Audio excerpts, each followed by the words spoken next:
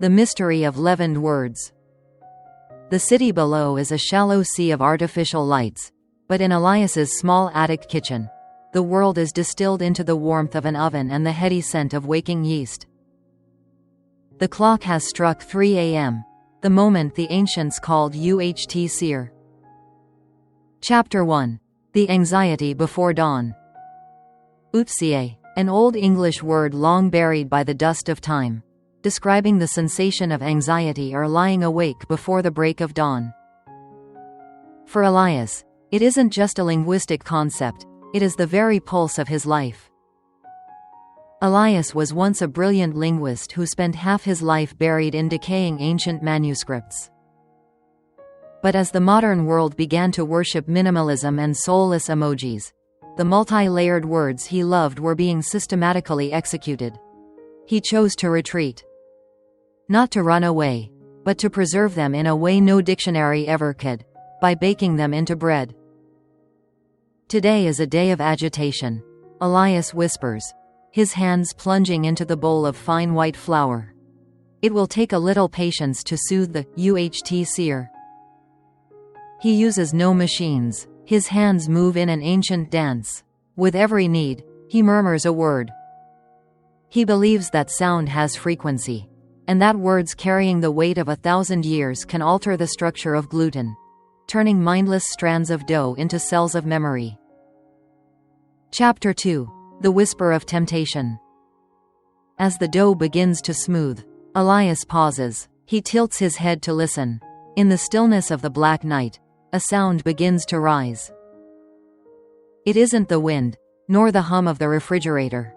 It is susurrus. Susurrus, a whispering or rustling sound, like dry leaves brushing together or the gentle lapping of waves against a boat. Do you hear it? Elias asks the shadows. Tiny air bubbles within the mass are bursting, creating a transcendent symphony. To Elias, this is the voice of ancestors in conversation. They tell tales of golden wheat fields in Mesopotamia and clay ovens baked under the Grecian sun. He sprinkles a pinch of sea salt over the dough, feeling as though he is dusting a miniature galaxy with stars. His kitchen, once a mere place for cooking, has transformed into a sanctuary. The dim amber light casts his shadow against the wall, making him look like a priest performing a ritual sacrifice to the god of time. Chapter 3. The Magic of Transformation. The plot of Elias's life doesn't lie in dramatic upheavals, but in the art of transmutation. As he slides the loaf into the oven, another word emerges: apricity. Apricity, the warmth of the sun in winter. Though frost coats the rooftops outside his window, the oven radiates a miraculous heat. It doesn't just bake the bread, it thaws the icy layers within the soul of the lonely baker. Elias sits on the stone floor, his eyes fixed on the oven glass. He watches the dough swell, the crust turning a deep russet, cracking into beautiful, vein-like patterns. This is the resurrection of old values. Every loaf that leaves the oven is tagged by Elias with a small strip of parchment, handwritten with an ancient word and its meaning. He doesn't sell them for money. He leaves them at the doorsteps of neighbors in the twilight of early morning, people struggling with the frantic pace of life, people who have forgotten how to whisper to themselves. Chapter 4. The Revival of Literal Souls. That morning, Mrs. Elena, a widow living on the floor below, finds a loaf of rye bread, still warm. The tag reads, Respare. Respare, the recovery of hope after a long period of despair. She takes a bite, the tang of natural sourdough, the earthiness of seeds, and a strange, lingering sweetness fill her mouth. She begins to cry.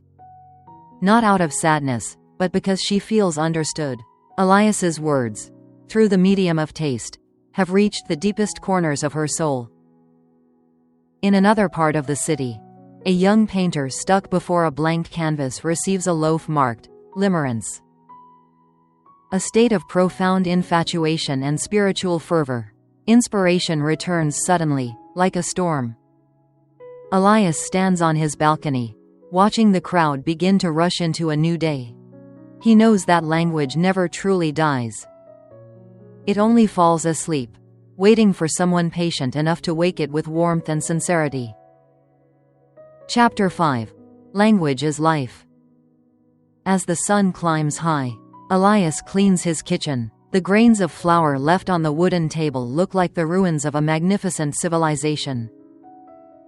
He smiles, feeling a sense of eudaimonia, a state of happiness derived from living meaningfully and fulfilling one's purpose. The world may continue to spin with dry technological jargon, but here, in this attic kitchen, the forgotten gems still shine. Elias's bread is not just for eating.